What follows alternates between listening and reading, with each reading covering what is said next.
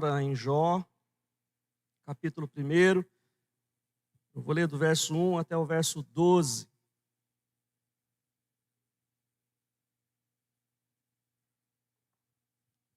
Havia um homem na terra de Uz, cujo nome era Jó, homem íntegro e reto, temente a Deus e que se desviava do mal.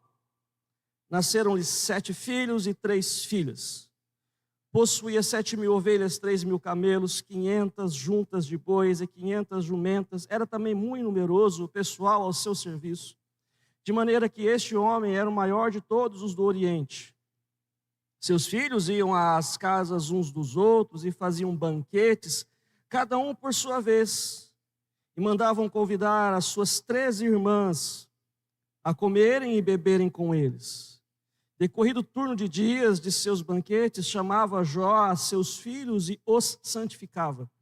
Levantava-se de madrugada e oferecia holocausto segundo o número de todos eles, pois dizia: talvez tenham pecado os meus filhos e blasfemado contra Deus em seu coração. Assim o fazia Jó continuamente. Num dia em que os filhos de Deus vieram apresentar-se perante o Senhor, veio também Satanás com eles, entre eles. Então perguntou o Senhor a Satanás: de onde vens? Satanás respondeu ao Senhor e disse: de rodear a terra e passear por ela. Perguntou ainda o Senhor a Satanás: observaste o meu servo Jó? Porque ninguém há na terra semelhante a ele, homem íntegro e reto, temente a Deus e que se desvia do mal. Então respondeu Satanás ao Senhor: porventura Jó debalde teme a Deus? Acaso não o cercaste com sebe, a ele, a sua casa e a tudo quanto tem? A obra de suas mãos abençoaste, e os seus bens se multiplicaram na terra. Estende, porém, a mão e toca-lhe em tudo quanto tem, e verás se não blasfema contra ti na tua face. Disse o Senhor a Satanás: eis que tudo quanto ele tem está em teu poder, somente contra ele não estendas a mão. E Satanás saiu da presença do Senhor. Vamos orar. Pai, que a tua graça e a tua misericórdia nos dirija. Dá-nos entendimento, ilumina os nossos pensamentos, nossos olhos, pelo poder do teu Santo Espírito, para que a tua palavra prevaleça, Senhor Deus, sobre nossos conceitos mundanos, sobre qualquer equívoco, qualquer laço ou mentira que possa estar em nosso coração. Transforma-nos, quebranta-nos pelo poder que há em Jesus Cristo. Nós assim pedimos, apesar de nós, mas por amor ao teu nome, por amor da tua glória, que o Senhor possa alimentar o teu povo nesta manhã. Eu suplico e peço em nome de Jesus. Amém. Iniciamos então hoje a exposição do livro. Semana passada nós fizemos uma introdução geral do livro, olhamos de forma mais ampla a mensagem do livro de Jó, e hoje então nós vamos começar a passar pelos versículos. Com certeza, vários versículos bem cômodos para a gente, que desafiam o nosso senso e muitas vezes nosso suposto conhecimento a respeito de Deus e até mesmo a respeito de Satanás. O livro desafia também nossos conceitos muitas vezes equivocados relativos ao sofrimento, à soberania de Deus, o nosso papel e como nós devemos entender a dinâmica toda da vida ao redor, em torno da vontade de Deus. Esse texto aqui, ele desafia e tem desafiado a igreja, os homens, ao longo da história, e com certeza um dos livros mais antigos da Bíblia, talvez o mais antigo livro da Bíblia.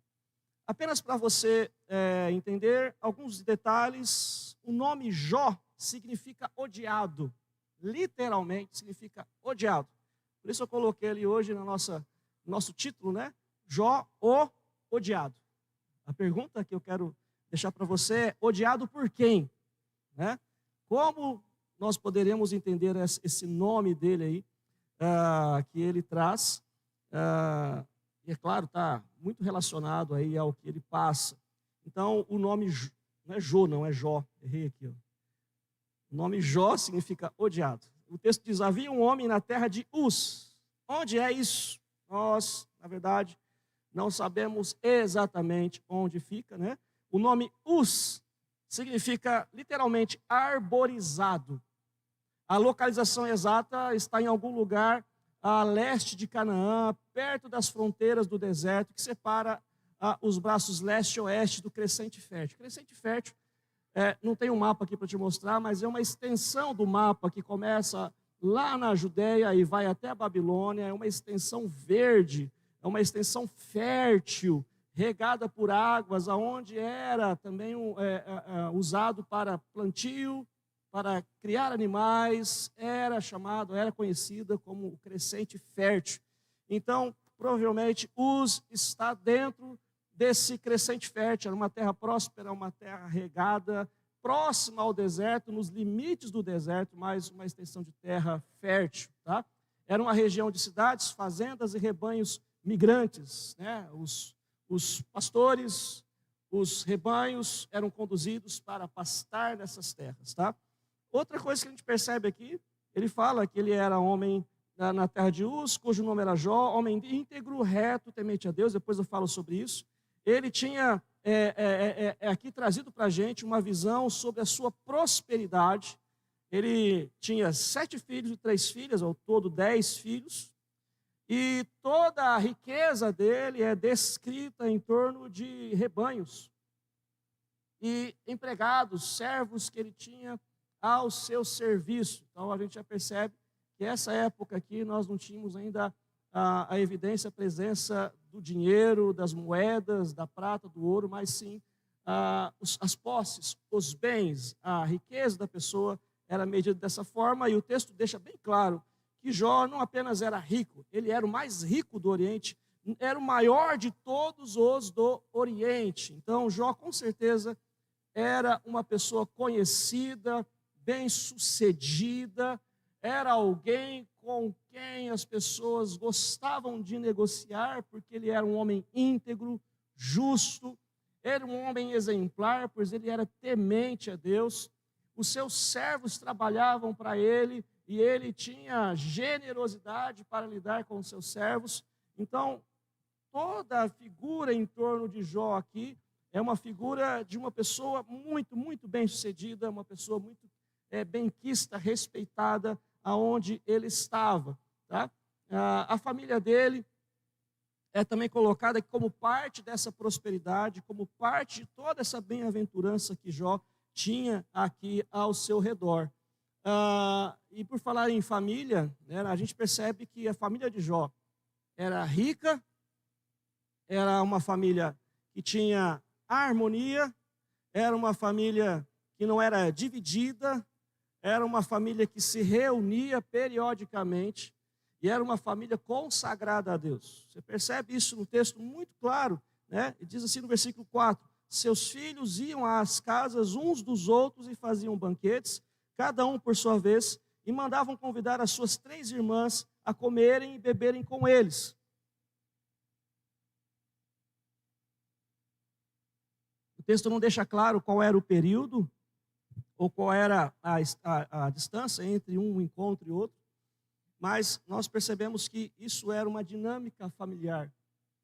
E a gente sabe que quando a família é grande, quem aqui tem 9 irmãos?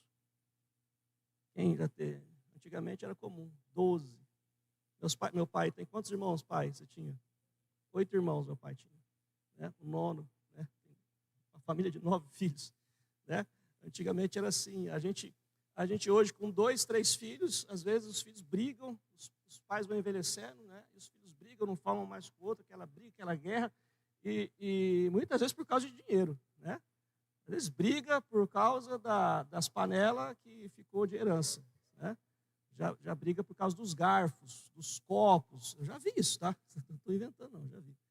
Então, era uma família rica, uma família próspera, mas uma família harmônica, uma família que havia o prazer de estarem juntos, e eles periodicamente se reuniam, se era uma vez por mês, se era uma vez por ano, nós não temos aqui claro, mas vamos supor que isso era mensal. Então eles ao longo do ano tinham suas reuniões, e pelo menos uma vez por ano, Jó tinha a presença dos seus filhos na casa dele. Jó chamava os seus filhos. E perceba outra situação. os filhos iam às casas uns dos outros. E pela dinâmica daquela época do Oriente, pela dinâmica que nós vemos nas páginas da Bíblia, havia uma ordem de acordo com o nascimento, né, dos filhos.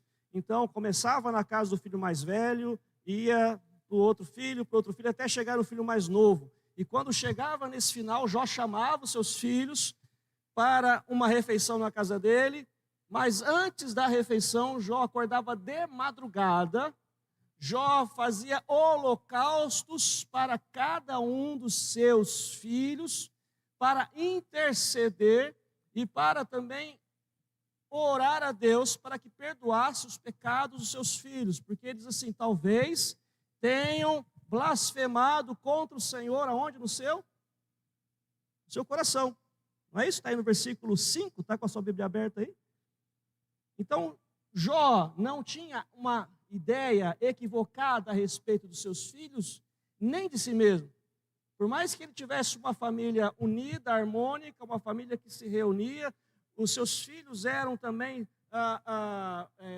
submissos a ele, filhos que buscavam no pai a bênção, que entendiam que precisavam estar com o pai para que recebessem oração, para que recebessem a expiação, porque Jó fazia holocaustos.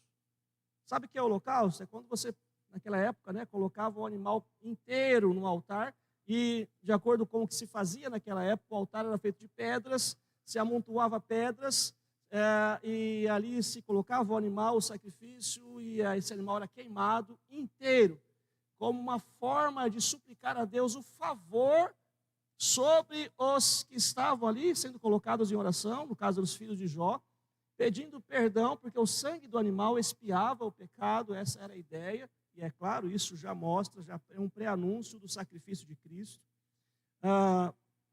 Mas Jó, ele não tinha uma ideia equivocada a respeito dos seus filhos.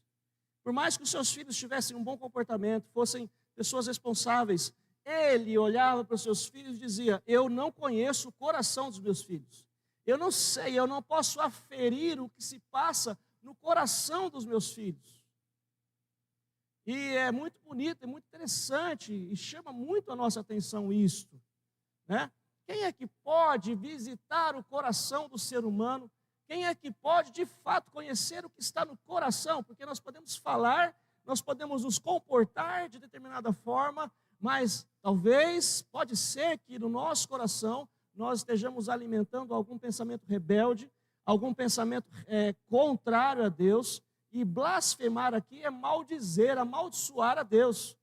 Então, Jó sabia que por mais que ele pudesse ver os seus filhos cercados de bens, com segurança financeira, segurança alimentar, por mais que ele pudesse ver os seus filhos saudáveis, seguindo o exemplo que ele havia dado para os seus filhos, na retidão, no caráter, por mais que ele não pudesse ver qualquer problema aparente nos seus filhos, era necessário interceder pelos seus filhos, porque no coração dos seus filhos poderia surgir o pecado, a rebeldia, e mais cedo ou mais tarde, claro, aquilo que surge no coração, que cresce, que é alimentado no coração, se transforma em atitudes e se revela como uma rebelião contra Deus. Então, Jó nos ensina algo muito importante. Nós, pais, você, pai, você, por mais que você conheça seu filho, por mais que você esteja com seu filho todo dia, o acompanhe, você não conhece o coração dele. E é necessário que você interceda por ele. É necessário que você entenda que somente o sangue de Jesus é capaz de cobrir os pecados seus e dos seus filhos. O dinheiro, os bens, as posses, eles são usados aqui, são coisas que Deus pode nos dar, com mais abundância ou menos abundância, mas não é isso que assegura que os nossos filhos estão na presença de Deus. Somente o sangue de Jesus é capaz de perdoar, é capaz de nos manter na presença do Senhor. Isso também é um alerta para mim e para você, porque nós podemos estar equivocados a respeito da nossa casa, a respeito de nós mesmos,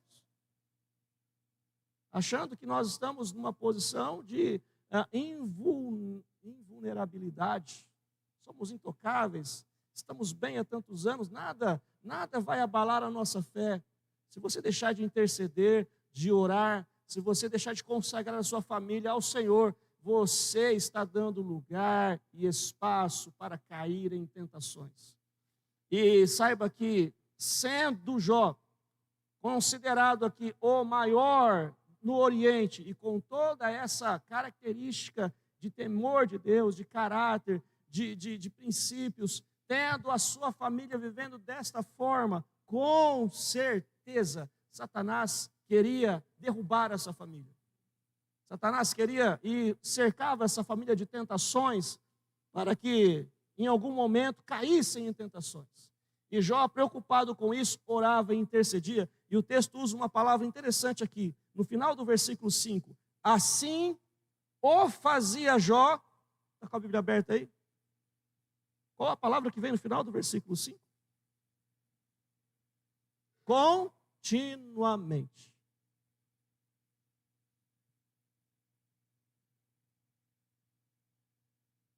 Então, Jó não parava de fazer isso. Jó continuamente fazia isso. Não era algo que ele fazia só quando tinha problemas. Não era algo que ele fazia quando percebia alguma coisa estranha. Não, ele fazia isso continuamente. Estando tudo bem, estando tudo em ordem, nas festas, nos banquetes, nos encontros, ou talvez nos dias que Jó percebia que alguma coisa estava diferente, estava estranha, que havia alguma ameaça. Jó fazia isso continuamente. Enquanto seus filhos com certeza eram pequenos, ele o fazia. Enquanto seus filhos eram adolescentes, ele fazia. Enquanto seus filhos já eram jovens, ou moços, ou adultos, ele continuava fazendo isso continuamente. E Jesus nos ensina isso: vigiai e orai. Continuamente. Para que não entreis em tentação. Então nós temos aqui a visão de um homem que estava preocupado, que estava atento às ameaças que rondavam não os seus bens, mas o coração. O coração. Porque a partir do coração, e lá no coração, quando ali o coração é tomado pelo pecado, tomado pela rebelião, tudo mais desaba. E quando eu falo desabar, eu não estou falando do dinheiro ir embora, ou de haver alguma ameaça ou algum prejuízo. Quando eu falo desabar, estou me relacionando, e a Bíblia está relacionando isso ao temor do Senhor. A nossa relação com Deus. Como nós temos vivido no temor, na presença, na fé do Senhor. Então, Jó fazia isso continuamente por causa disso. Então, olha que interessante outra coisa aqui para você perceber nesse início até o versículo 5. A Bíblia fala que Jó tinha muitos bens, que Jó tinha 10 filhos, que os filhos tinham a oportunidade de ir à casa uns dos outros para fazer os banquetes, que Jó consagrava os seus filhos, que eles iam à sua casa. Mas antes de descrever o que Jó tinha, o texto descreve quem era Jó. Percebe isso na Bíblia? Havia um homem na terra de Uz, cujo nome era Jó. Ele não começa falando do dinheiro, da prosperidade, das posses. Não, ele começa falando do coração. Homem íntegro e reto, temente a Deus, e que se desviava do mal. Então, o início aqui marca a parte mais importante. Antes de falar do que ele tinha, antes de falar da sua família, o texto enaltece, destaca o coração de Jó, o temor que Jó tinha do Senhor e a sua retidão. E muitas vezes nós queremos inverter as coisas. Nós queremos ter primeiro para depois ser alguma coisa. Nós queremos ter a aparência para depois ter a essência. O texto descreve que Jó era, antes de ser uma pessoa rica, era uma pessoa temente a Deus, íntegra, uma pessoa reta, e que se desviava do mal. Desviar-se do mal, porque o mal, ele está sempre no caminho. O mal, ele se posiciona na sua rotina. O mal está próximo.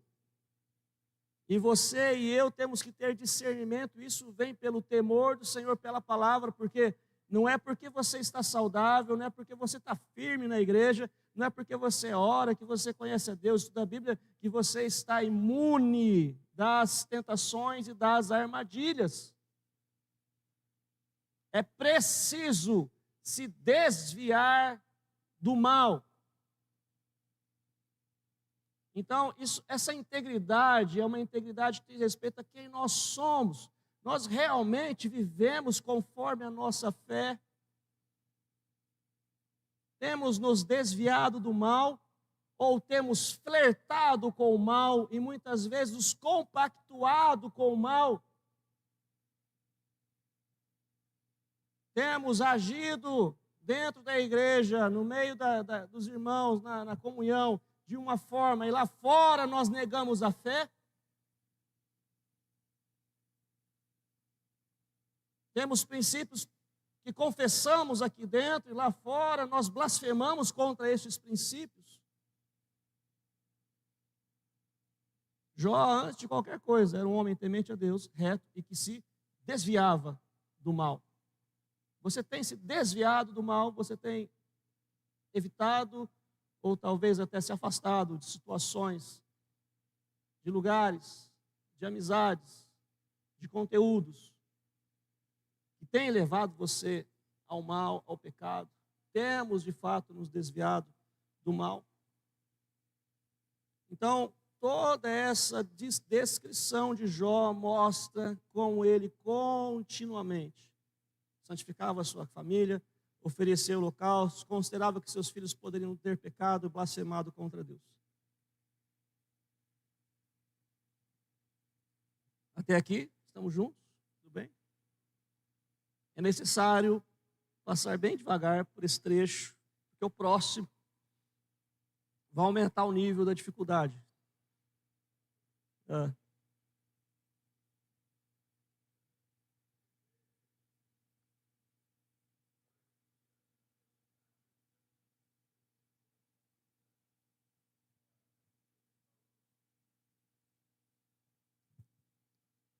Nós não fazemos um sacrifício. Nós cremos no sacrifício. Né? Então você crê no sacrifício de Deus. Agora, em termos de agir a partir do sacrifício de Cristo e com base no sacrifício de Cristo, nós agora oferecemos a Deus o nosso tempo, nossa dedicação, o nosso louvor, a nossa adoração. Quando a Bíblia fala sacrifício de louvor, isso só pode ser feito a partir, através e por causa de Jesus. Quando a Bíblia fala que nós temos que nos dedicar à oração, que nós temos que abdicar, rejeitar e até mesmo renunciar às nossas paixões, às nossas vontades, para que a vontade de Deus prevaleça sobre as nossas vidas, isso, claro, requer renúncia, requer sacrifício nosso. Mas Deus não aceita e não age por causa do nosso sacrifício. Ele age por causa do sacrifício de Jesus. Só que agir para fazer a vontade de Deus nem sempre é indolor. Na maioria das vezes vai custar. O texto fala que Jó levantava que hora, gente? De madrugada. Porque era o quê, gente? Quando você levanta de madrugada para fazer alguma coisa, por que você faz isso? 4 horas. Por costume? Tem gente que tem costume. De manhã, 4 horas da manhã, geralmente você vai fazer aquilo que é prioridade na sua vida. Urgente, importante. Porque se você deixar para fazer... Oi? Urgente, exatamente. Dentro dessa cadeia, né? Urgência, importância, né? Necessário. Né? Então a gente pode fazer isso. Mas se você deixar certas coisas para fazer à noite, no final do dia, você não vai ter a mesma energia. Geralmente você acorda de madrugada, bem cedo, mais cedo que o comum, porque você tem que fazer algum exame, porque você tem que fazer uma viagem, porque você tem que se preparar para alguma coisa. Jó colocava como prioridade apresentar os seus filhos diante de Deus. Pois não? Pode.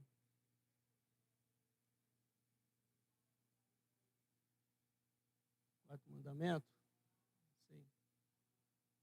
Olha, a Bíblia já fala lá que os nossos dias podem ser encurtados. Você pode morrer antes do tempo.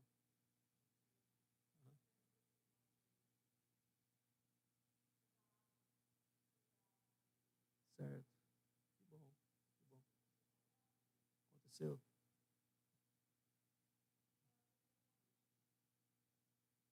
O Senhor diz isso pertence a Ele. E é um alerta para os filhos, um alerta para os pais, sobre o papel deles de educar, mas também, acima de tudo, o papel dos filhos de obedecer os pais, de honrar os pais. Uma responsabilidade sobre os filhos por causa disso. Então, a gente pode pensar assim, os filhos de Jó eram tementes a Deus ou não? Tudo indica que sim. Eles seguiam o exemplo de Jó. Eles estavam na casa de Jó. Eles sabiam da intercessão do pai deles. E viam esse exemplo. Então, tio, não sei se eu respondi a sua pergunta, é em torno disso. Criar filho, educar os filhos, não é uma tarefa fácil, ela vai exigir renúncia, vai exigir sacrifício. Mas não entenda esse sacrifício como sendo o motivo da bênção de Deus. Tá? O motivo da bênção de Deus é o sacrifício de Cristo. Se você faz o sacrifício pela fé em Jesus Cristo. É a noite mal dormida, é a dedicação, é o espaço que você tira da sua vida, que você dedicaria somente a você, para se dedicar aos seus filhos. E acima de tudo, gente, levar os seus filhos a Cristo, levar os seus filhos a Deus. Essa é uma tarefa, é a tarefa primordial. Antes de se preocupar em dar riqueza, conforto, luxo, se você puder dar isso para os seus filhos, amém. Mas antes de qualquer coisa, levá-los a Jesus, levá-los a Cristo. Isso é oração, isso é crer no poder de Deus. E Jó fazia isso continuamente. E aí, gente, a gente chega na cena celestial. E aqui nós estamos entrando nessa cena e nós só podemos falar sobre esta cena a partir do que a Bíblia diz. Tem um princípio reformado que nós temos que guardar. A gente só fala o que a Bíblia fala. A gente não vai além, a gente não fica inventando. É o que a Bíblia fala. Se a Bíblia não quis falar alguns detalhes que nós gostaríamos, a gente não fica inventando. A gente pode até pensar, talvez isso, mas não se torna algo que a gente diz assim, não, é verdade. Não, a gente crê no que a Bíblia diz, não ultrapasse as Escrituras. Bom, gente, e aqui a gente tem um momento, sim, que muita gente não espera. Num dia em que os filhos de Deus, quem que são os filhos de Deus? Aqui? Quem são os filhos de Deus aqui? Hã? A grande maioria dos comentaristas, estudiosos ao longo da história, concorda que o texto está falando dos anjos, os filhos de Deus. Eles comparecem num dia. Então, essa ideia já nos dá a entender que, periodicamente, parece que está conversando com o texto acima, né?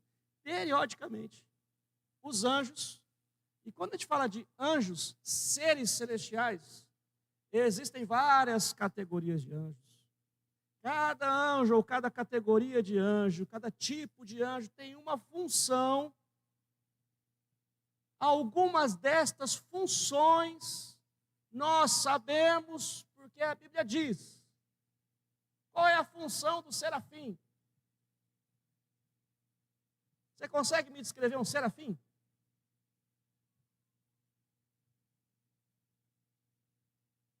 Você consegue me descrever o que é um arcanjo?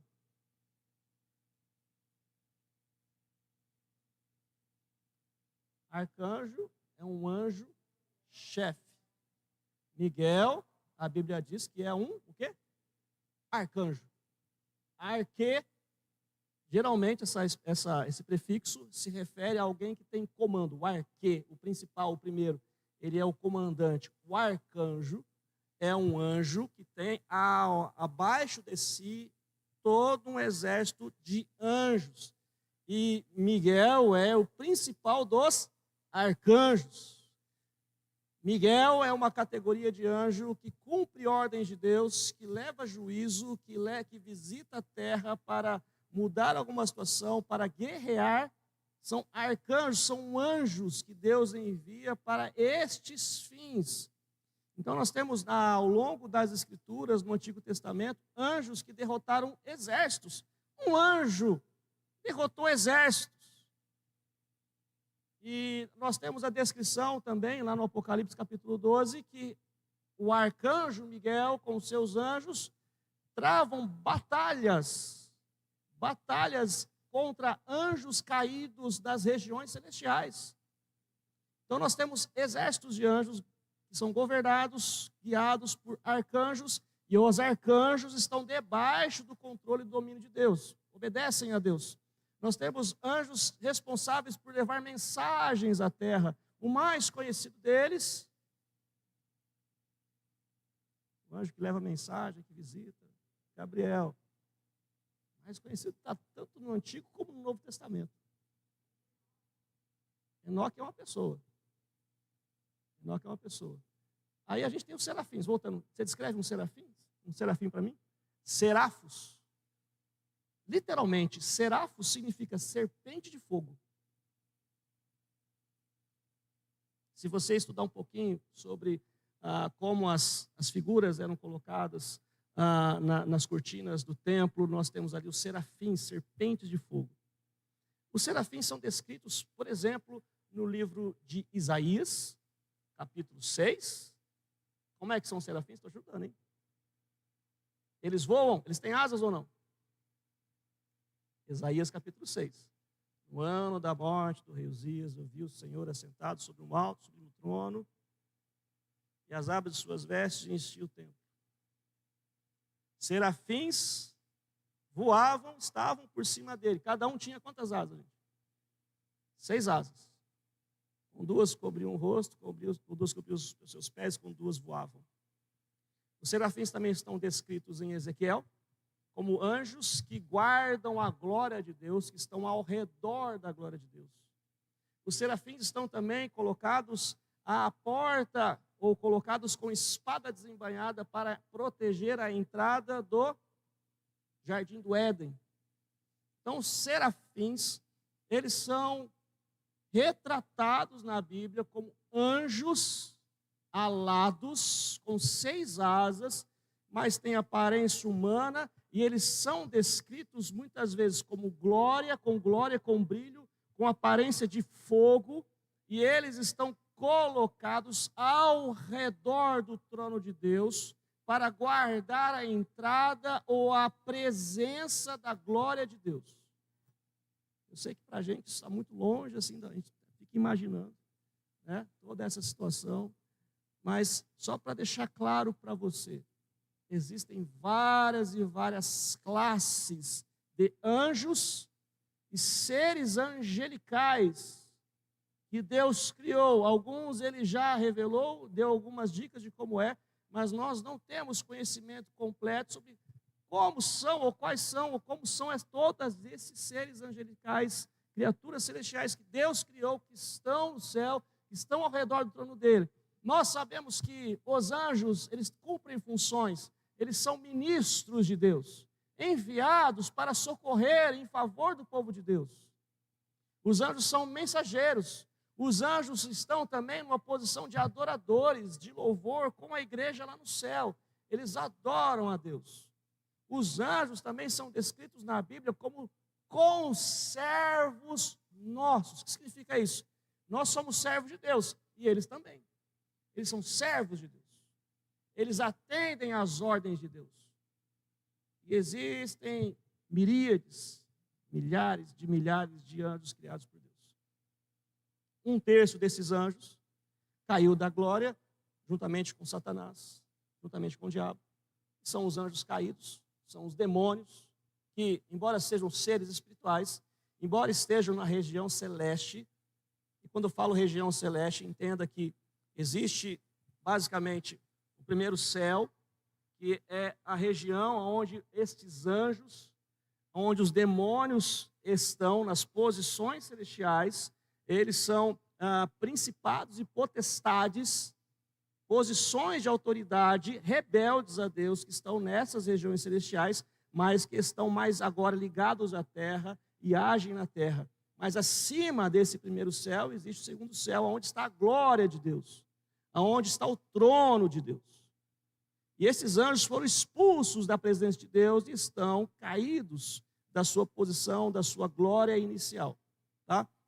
Não, o assunto hoje não é tanto angiologia, mas eu preciso falar um pouco sobre isso, para a gente entender um pouco essa cena aqui, tá? Que se passa. Aqui nós temos uma cena que seria comparada a uma cena de uma corte. Um rei, um soberano, chama as suas criaturas, os seus servos, os seus ministros, periodicamente, para que eles prestem contas das ordens que eles tinham para atender, para responder, para que esses seres possam adorar a Deus e que eles também sejam enviados com novas ordens. Nós percebemos aqui que esses anjos, então, comparecem diante de Deus como súditos, ministros e criaturas obedientes para prestar obediência ao seu Senhor. Eles comparecem para prestar contas a Deus, receber ordens e adorar. Esses são os anjos que conservam o seu estado de santidade. Os anjos eleitos de Deus. Os anjos que permanecem e permanecerão eternamente sujeitos a Deus e servem a Deus continuamente, com a igreja, em favor da igreja. Mas nós temos aqui do outro lado, também descrito nesse texto, que nesse dia que os filhos de Deus vieram apresentar-se perante o Senhor, veio também quem, gente?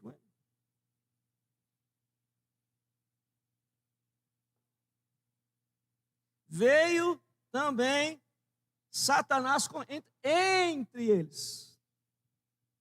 Satanás aqui o nome Satanás significa adversário.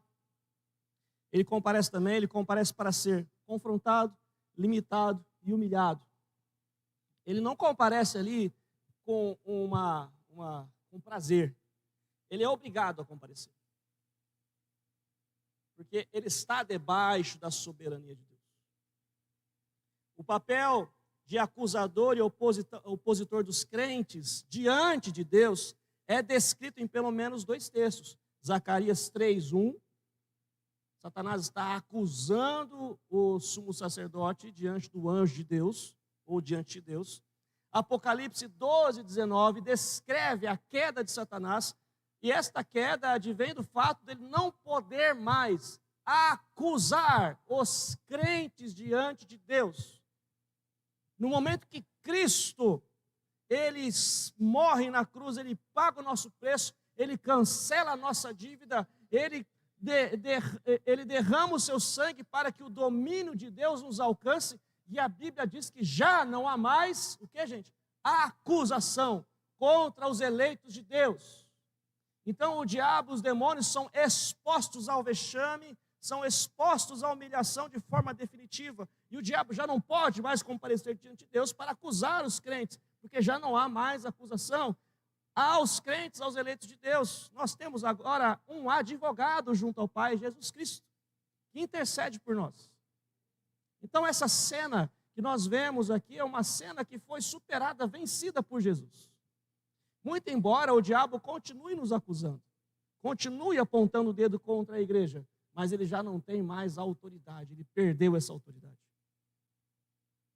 Mas nós vemos aqui Satanás indo para se encontrar com Deus, e aqui dá uma brecha para a gente falar sobre uma doutrina que foi inaugurada por Martinho Lutero. Lutero naturalmente cunhou a frase, o diabo, vamos ler junto?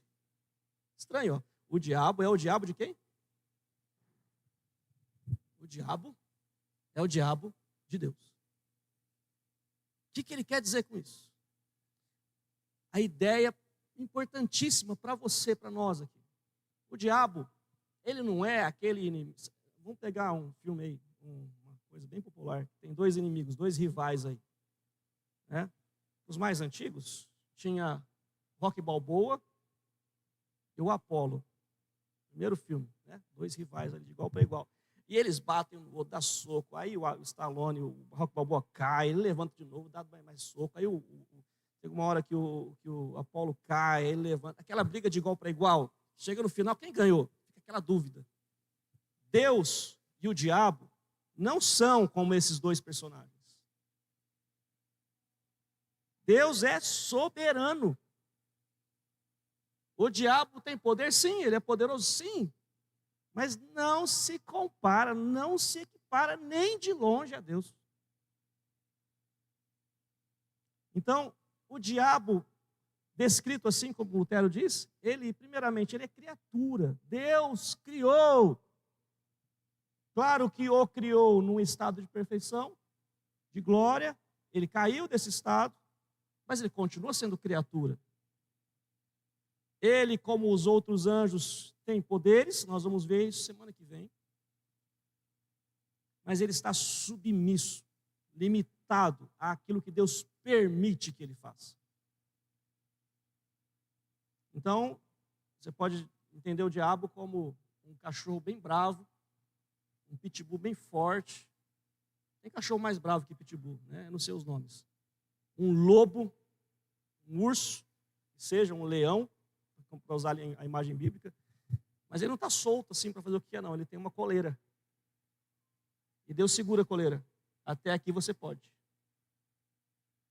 Então, Lutero cunhou essa frase, o diabo é diabo de Deus, apontando que Satanás nunca é uma força autônoma em dualismo com o bem. Essa dualidade que a gente às vezes acha que é bíblica. Né? O bem contra o mal, duas coisas equiparadas, um choque assim de igual para igual, não existe isso. O texto de Jó 1,6 tornou-se prova exegética fundamental dessa doutrina para o protestantismo. Então ele diz, Satanás, ele é visto como intruso ocorrente. A expressão veio também Satanás entre eles é interpretada não como uma relação de comunhão, mas como a presença de um acusado ou de um servo rebelde obrigado a comparecer perante o juiz supremo. E outro ponto importante aqui, é limitado em sua ação. Teólogos protestantes como Jonathan Edwards e Charles Spurgeon destacam que Satanás não tem poder absoluto. Ele atua apenas como um instrumento dentro dos decretos soberanos de Deus para testar, purificar a fé dos eleitos e demonstrar a glória divina.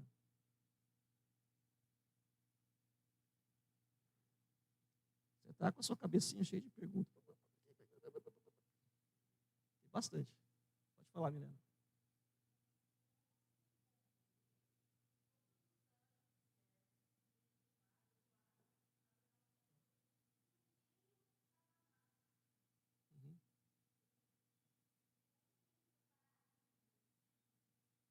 Ele é obrigado aí. Você tem que estar aqui agora.